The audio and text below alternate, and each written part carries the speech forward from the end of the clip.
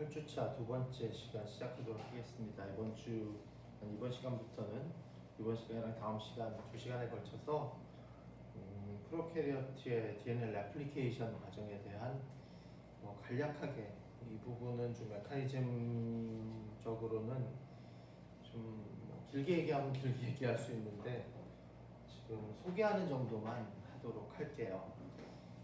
간단한 핸드아웃을 만들어서 제공을 했는데 이 부분을 보면서 하도록 합시다. 1953년 무슨 해죠? 무슨 기억에 남는 분자생물학에서 이제 왓슨과 크레이기 DNA 이중나선 구조를 규명한 해입니다. 예, 왓슨과 크레이기의 업적이 뭐라 그랬어요? DNA가 이중나선으로 되어 있다. 이렇게 생겨 있다. 그 모양 자체가 중요한 것이 아니라 그 모양을 보니까 DNA가 정말로 유전 물질로서 가져야 되는 가장 중요한 성질, 레플리케이션, 자기 복제가 가능한 것 같다 라는 것을 보여준 것이 사실은 왓슨과 크릭의 가장 중요한 업적이에요. 그 다음에는 이제 실제로 레플리케이션에 관련된 메커니즘을 규명한 여러 사람들의 연구들이 이제 집약되어 있습니다. 오늘은 첫 시간으로 거기에 1958년도에 메셀슨 앤 스타라는 분이 실험한 DNA 레플리케이션은 세미 컨저버티브하다. 여기 보면 핸드아웃에 위에 첫 문단 말고 두 번째 문단 검은색 동그라미 두 번째 Was the replication conservative or semi-conservative? 인지는 이게 무슨 conservative, semi-conservative 이게 뭐냐면 간단히 얘기하면 DNA가 더블 스트랜드가 이렇게 있잖아요. 더블 스트랜드가 있을 때 이제 복제가 되면 두 개가 생길 텐데 두 쌍이 생기잖아요. 두 쌍이 생길 텐데 원래 이 오리지널 한 쌍이 있고 전혀 다른 새로운 한 쌍이 있는 거냐. 이게 원래 한 쌍이 그대로 보존되는 conservative replication이라고 하는 거고요.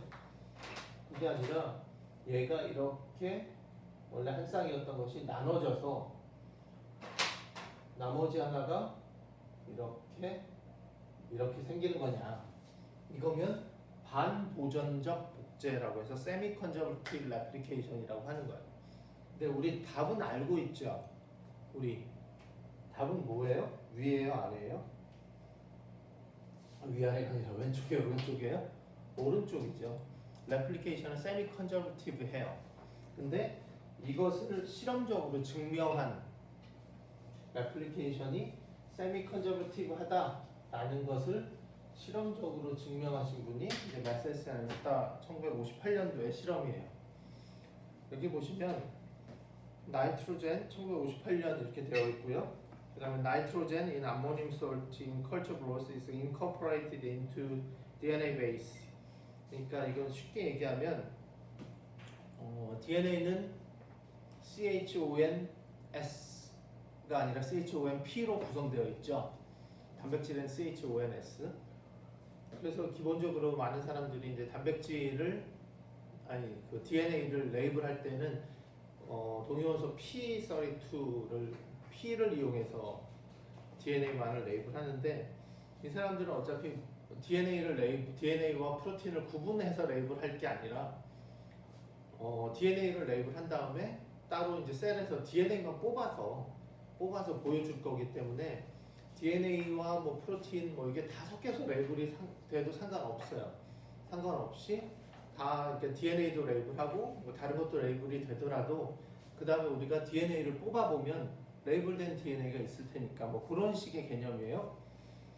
그래서 여기에서는 질소를 동위원소로 사용했는데 N 무게가 14짜리가 있고 15짜리가 있어요. 그러면 14짜리 N을 가지고 있는 배지에서 이콜라이를 키우면 DNA에 N14가 끼어 들어가겠죠.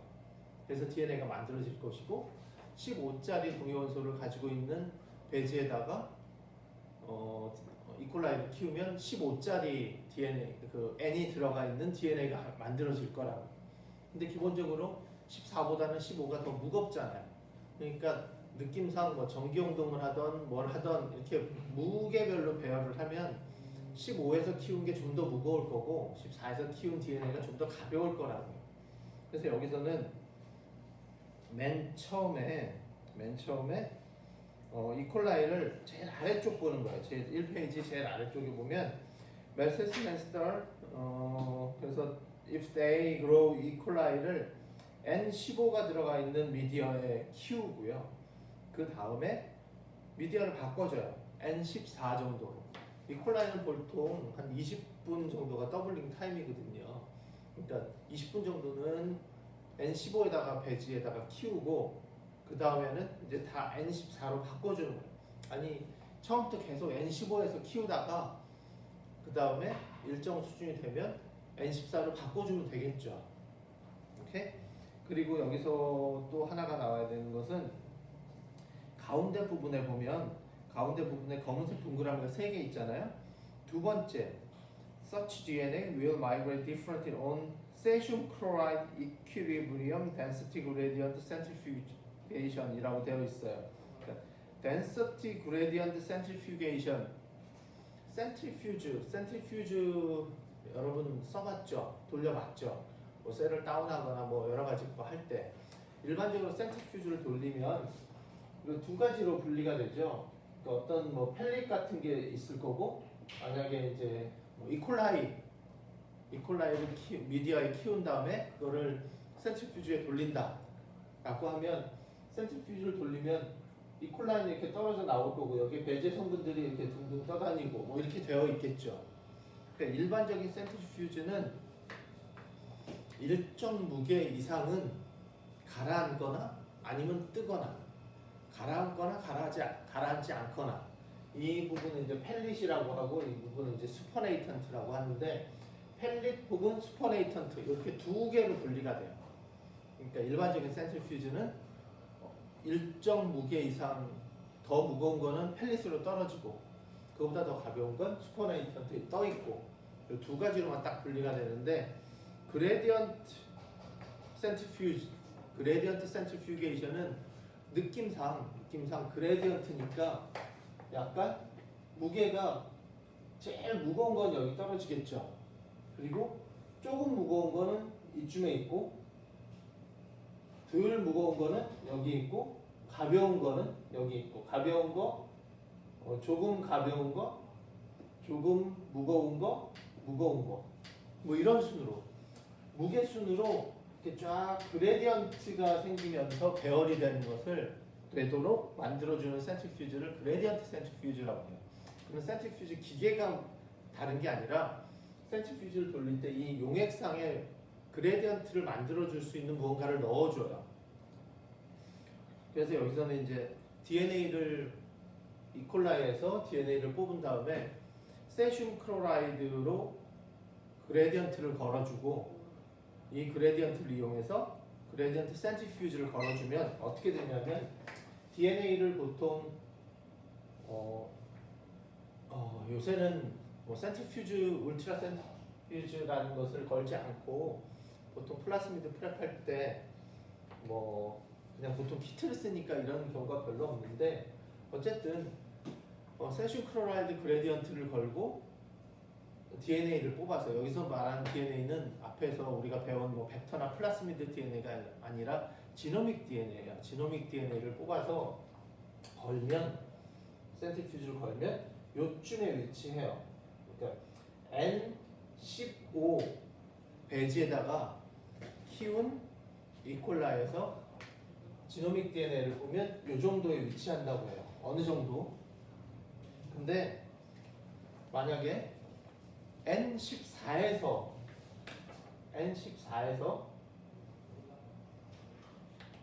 키운 이콜라이에서 DNA를 뽑으면 이거보다 더 가벼울 거 아니에요. 더 가벼우니까 똑같은 조건에서 센트리퓨즈를 걸면 밴드가 요쯤에 위치한대요. 요쯤에. 오케이? 그러니까 이걸 한꺼번에 보면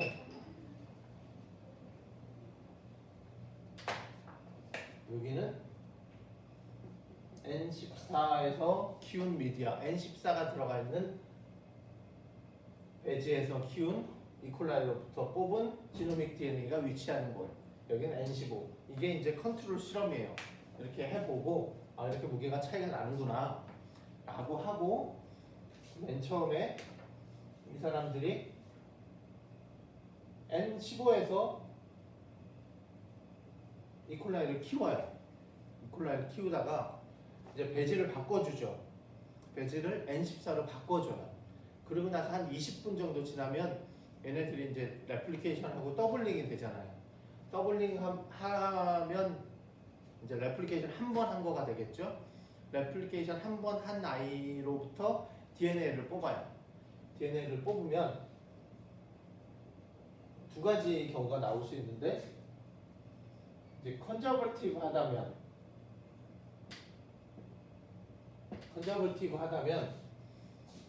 이게 더블 스트랜드 DNA인데 15에서 키우다가 14에서 더블링이 되는 거잖아요. 그러면 밴드가 어떻게 나오겠어요? N15 밴드가 이렇게 나올 거, 검은 건 이제 N15예요. 그 다음에 N14 밴드가 이렇게 나오겠죠. N15 밴드, N14 밴드. 한 번 더블링을 하면 컨저버티브 하다는 건 뭐라 그랬어요? 이거가 두 번째는 이렇게 되는 경우. 그러니까 요거 하나 생기고 요거 하나 생기는 거잖아요. 요거 하나 생기고 요거 하나 생기고. 그렇죠? 그러면은 요 밴드가 나올 거고 요 밴드가 나올 거고 양도 얘가 1대1이 되겠죠. 1대1. 그렇죠? 그리고 나서 또 하나는 20분을 더 둬요. 더 두면 어떻게 돼요? 더블링을 한 번 더 하겠죠. 더블링을 한 번 더 하면 어떻게 나오겠어요? 얘도 더블링하고 얘도 더블링 할 거잖아요. 근데 얘가 더블링하면 얘랑 생기겠죠. 얘랑 그렇죠? 근데 또 얘도 더블링하면 자기랑 또 같은 자기랑 또 하나가 또 생기는데 그러니까 얘의 두께가 2배, 3배가 되겠죠. 3배. 그래서 1대 3이 될 것이다 라고 생각했고요. 그 다음에 세미 컨저버티브 하다면 어떻게 돼야 돼요? 맨 처음에 N15에다 키우다가 N14가 됐잖아요. 이 세미 컨저버티브는 이거가 여기랑 이렇게 되는 거잖아요. 얘는 14랑 15가 섞이는 거죠. DNA에. 얘 14랑 15가 섞이게 되고. 그렇죠? 그러니까 어떻게 돼요? 원래 15가 나와야 되는 위치, 원래 14가 나와야 되는 위치, 중간에 이 정도의, 이거는 이제 2배가 되겠죠. 이 정도의 이런 사이즈가 나오겠죠. 맞나요? 지금 어디를 보고 있냐면 사실은 그 다음 페이지에 그림이 있거든요. 근데 이게 더 나은 것 같아요. 두 번째 레플리케이션을 하게 되면 어떻게 돼요? 지금 15에서 키우다가 14가 되잖아요. 빨간 건 14고 15, 14니까 얘는 얘가 될 것이고 이 빨간 아이는 또 빨간 아이가 될 것이고 맞죠? 위에 빨간 아이는 빨간 아이가 되고 아래 검은 아이는 또 빨간 아이가 되겠죠. 그렇게 생기겠죠. 맞나요? 그럼 어떻게 돼요? 14짜리 밴드가 2개 생기고요. 이렇게 굵기를 얘기하는 거예요. 그리고 15 위치가 여기라면 요 중간 위치에 해당하는 게 또 2배, 2대 2가 되겠죠. 오케이? 이해가나요? 이렇게 될 것으로 예상하고 실제로 실험을 해봤더니 어떻게 됐다? 이렇게 되더라. 이렇게 나오더래요. 이렇게 나오면 결론은 뭐예요? DNA 레플리케이션은 세미 컨저버티브하다가 되는 거예요. 이해가나요? 그러니까 DNA 레플리케이션이 세미 컨저버티브함을 규명한 실험에 대해서 설명하시오 라고 하면 이 그림을 그려놓고 설명하시면 돼요. 답안지에 컨저버티브 하다면 첫 번째 레플리케이션이 끝나면 두 번째 레플리케이션이 끝나면 이런 양상이 될 거고 세미 컨저버티브 하다면 이런 양상이 될 텐데 실제로 실험을 해보니까 이렇게 되더라. 이 그림 그리고 옆에다가 방금 제가 한 얘기를 글로 써주시면 돼요. 이해가나요? 네. 이게 하나 레플리케이션이 세미 컨저버티브함을 규명한 실험에 대한 설명이에요. 간단하죠? 예. 좀 지우고 할게요.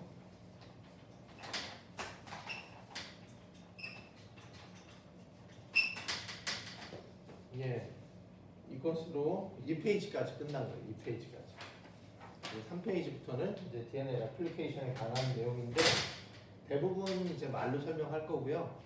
그림을 하나 정도 그릴 게 있어요. 근데 오늘은 일단은 좀 말로 설명을 쭉 해볼게요. DNA 레플리케이션 in 이콜라이, 그러니까 프로캐리어트의 레플리케이션이에요. 레플리케이션은 누가 하는 거죠? DNA 템플레이트를 이용해서 DNA 폴리머레이즈가 하는 거예요. 근데 DNA 폴리머레이즈와 RNA 폴리머레이즈의 차이점 플러스 원. DNA 폴리머레이즈는 폴리머레이즈인데 되게 좀 모자란 폴리머레이즈라고 했어요. 폴리머레이즈라면 기본적으로 자기가 어떤 폴리머라이제이션을 하기 위해서는 템플레이트가 있어야 돼요. 템플레이트의 상부적인 DNA를 만들면 RNA를 만드는 아이가 DNA 폴리머레이즈, RNA 폴리머레이즈인데 그러려면 어느 부분에 가서 내가 어느 부분의 DNA를 레플리케이션 혹은 트랜스크립션 해야지 하고 DNA에 가서 바인딩을 해야 되겠죠. DNA에 가서 다 바인딩을 해야 되고 얘를 트랜스크립션 하든 레플리케이션을 하든 하려면 일단은 열어줘야 돼요. 더블 스트랜드로 이렇게 되어 있으니까 여기를 이 중에 하나를 템플레이트로 써야 되기 때문에 얘를 이렇게 열어줘야 되는데 열어주는 액티비티를 헬리케이지 액티비티라고 해요.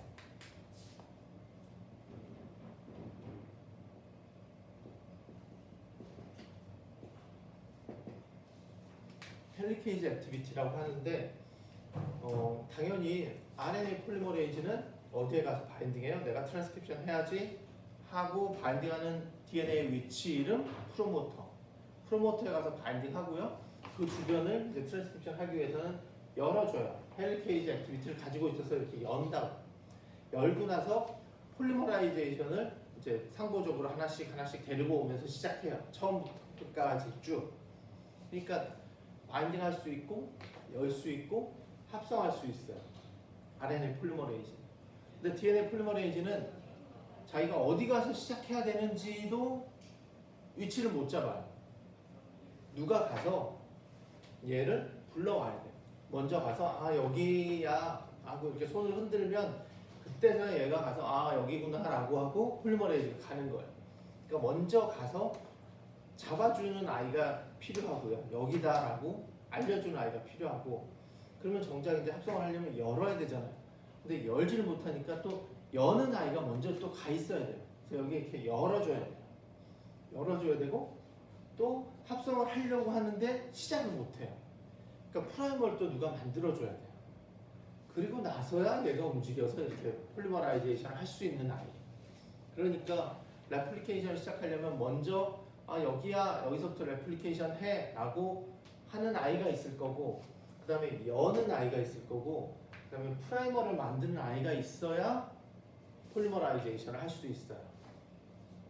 그런 아이들이 먼저 좀 필요한데, 봅시다. 3페이지 DNA polymerase characteristics. Polymerase will only elongate an existing polynucleotide. existing polynucleotide가 뭐예요? 프라이머죠. 프라이머가 있어야 거기서부터 이제 elongation 할 수 있다. It cannot initiate polynucleotide formation. 제일 처음에 1번 뉴클레오타이드와 2번 뉴클레오타이드를 연결하는 거는 못해요. 일단 한 10번 뉴클레오타이드부터 거기에다 11, 12 이렇게 하는 거지 1번, 2번을 연결 못한다는 거예요. 그래서 플러스 1을 만들지 못한다. 그래서 프라이머라는 게 필요하다. 당연히 5'에서 3'으로 포스포다이스 본드 형성을 하고요. 예, 뭐 이렇게 봅시다. 보면 그 다음에 이제 큰 글씨로 이퀄라이 지놈이 서큘러 듀플렉스, 서큘러한 형태고요. 뭐 듀플렉스 DNA겠죠. 뭐 이 정도의 길이로 되어 있고, 싱글 오리진 오브 레플리케이션이 있대요. 한 군데에서만 레플리케이션 시작할 수 있어요. 그래서 그 오리진 오브 레플리케이션 이름이 오리C라고 하는 건데, 오리C 이제 이콜라이의 오리진 오브 레플리케이션 이름이에요. 그냥 그 부분의 명칭, DNA 부분의 명칭. 오리C region is DNA approximately 뭐 240 뉴클레오타이드 정도 되는 서큘러한 큰 지놈상의 어느 부분에 240 정도 되는 부분이 오리진 오브 레플리케이션인데, 이 부분에는 보니까 it contains repetitive 9 base pairs and 13 base pair sequence. 그러니까 반복적인 9개의 베이스 페어, 13개의 베이스 페어가 몇 개가 이렇게 쭉 이렇게 연달아 존재하나 봐요. 그리고 이 시퀀스들은 AT 리치한 리전이래요. 그러니까 AT가 많다는 것은 아무래도 하이드로전 본드가 좀 약하다는 거죠. 그 부분이 좀 풀리기 쉽다는 거예요. 그러니까 AT가 많은 리치한, 그러니까 뭐 9 13 이런 건 기억하실 필요 없고요. 그냥 오리진 오브 레플리케이션은 좀 AT 리치한 시퀀스로 되어 있구나. 그래서 좀 풀리기 쉬운 시퀀스로 되어 있구나. 뭐 그런 정도만 기억하시면 돼요. 넘어갑시다. 이제 그러면 오리진 오브 레플리케이션에 가서 제일 먼저 자리 잡는 아이. 얘는 드나 A 진 프로덕트, 드나 A 프로틴이에요. 그 다음 페이지 보시면 드나 A 프로틴이라고 되어 있고,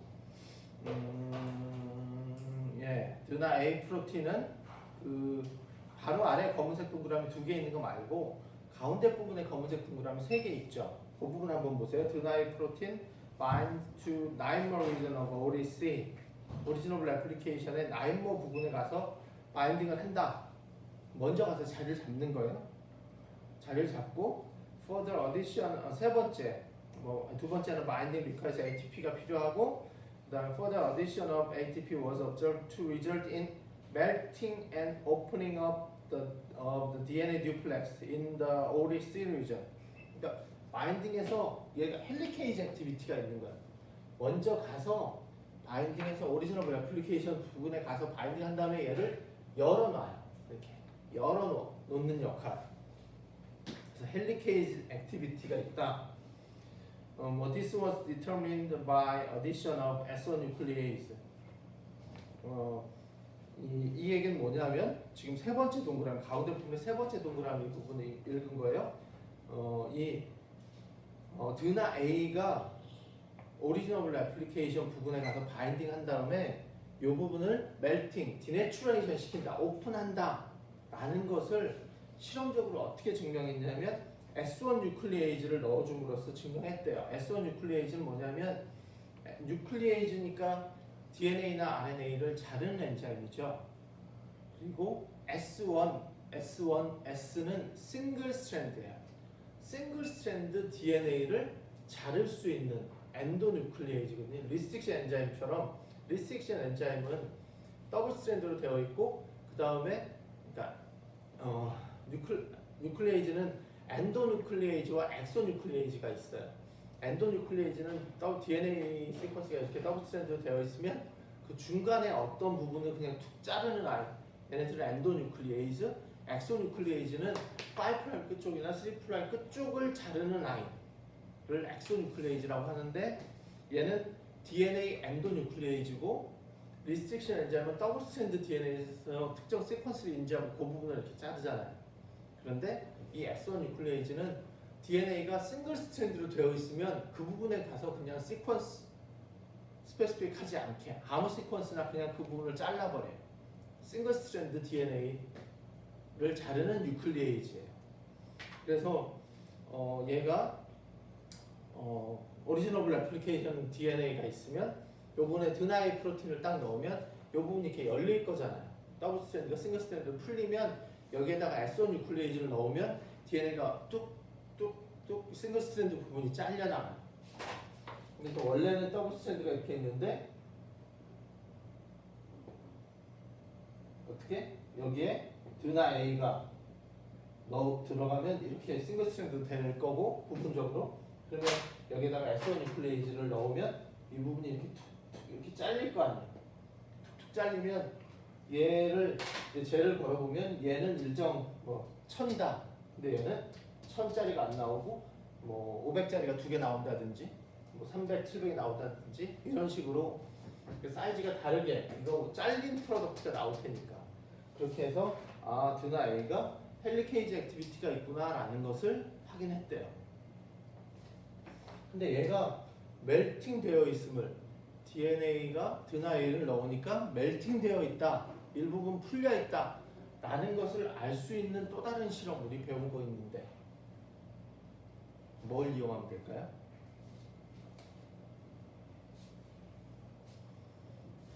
뭘 이용하면 될 것 같아요?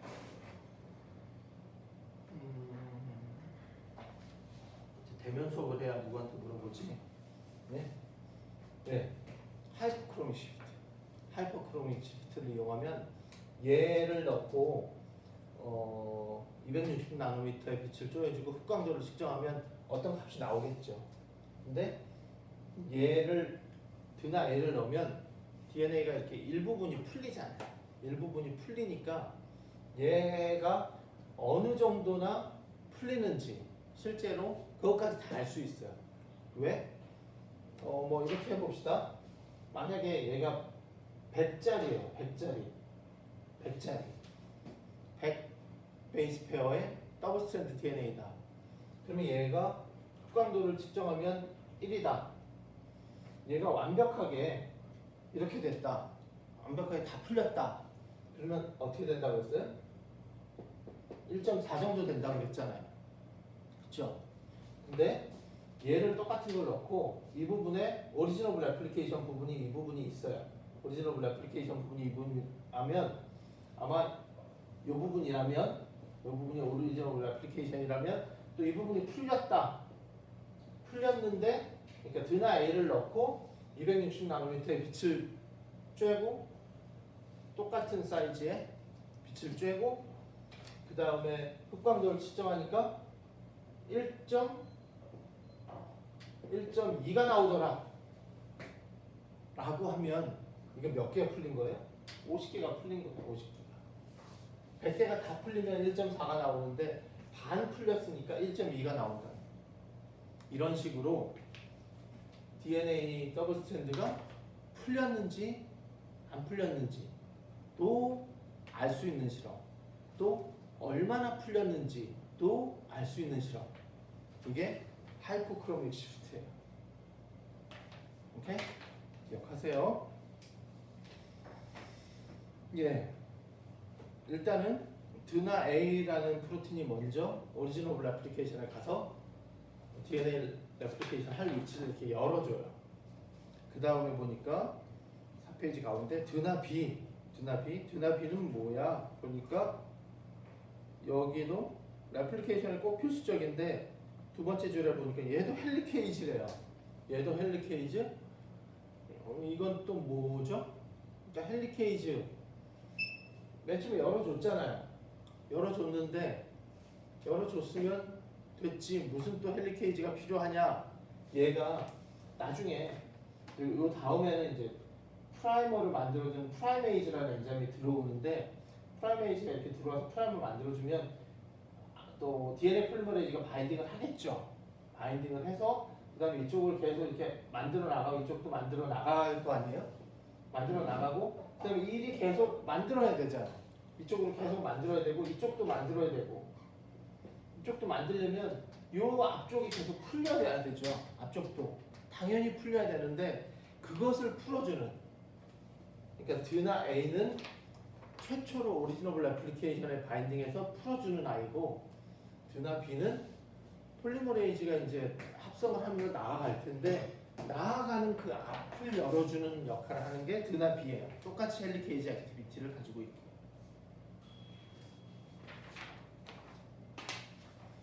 네, 이 그림 이거는 제가 어느 책에서 따온 게 아니라 사실은 어느 인터넷에서 제가 레플리케이션 부분을 짧게 잘 정리한 것을 제가 이렇게 싹 가져온 거거든요. 그럼 이렇게 보여주면 안 되나 유튜브에? 뭐 하여튼 그래서 그림이 되게 열심히 그린 것 같은데 좀 조잡해요. 조잡하긴 한데 그래서 그림은 별로 볼 게 없어요. 그냥 방금 제가 얘기한 대로 드나 A는 처음에 열어주는 아이, 드나 B는 중간중간에 열어주는 아이. 뭐 싱글 스트랜드 바인딩 프로틴 하여튼 그런데 그런 건 잊어버리시고 그냥 헬리케이지가 처음 열어주는 헬리케이지가 필요하고 또 DNA 폴리머레이즈랑 같이 움직이면서 앞을 열어주는 아이가 필요해서 헬리케이지가 두 종류가 필요해요. 그 다음에 필요한 게 드나 G. 드나 G는 나와 있는 것처럼 프라이메이즈, 프라이머를 만들어주는 아이. 얘는 DNA 폴리머레이즈에 RNA 폴리머레이즈에 당연히 RNA 폴리머레이즈예요. DNA 폴리머레이즈는 프라이머를 못 만들어요. 그러니까 프라이머 만들어진 다음에 넣어주는 거니까 프라이머 자체를 만들 수 있는 건 RNA 폴리머레이즈밖에 안 되고요. 그러니까 프라이머는 당연히 RNA예요. Primase catalyzed synthesis of short RNA molecule that function as primer로 작용할 짧은 RNA 모리큘을 한다. 근데 얘가 뭐에 대한 프라이머로 작용하냐면 DNA synthesis by E. coli DNA pol 3. E. coli DNA 폴리머레이즈는 세 종류가 있어요. 1, 2, 3 세 종류가 있는데 뭐 거기에 대해서는 나중에 얘기할 거고 그 중에 폴 3가 애플리케이션을 직접 하는 아이예요. 그래서 얘가 프라이머를 이렇게 만들어줘요.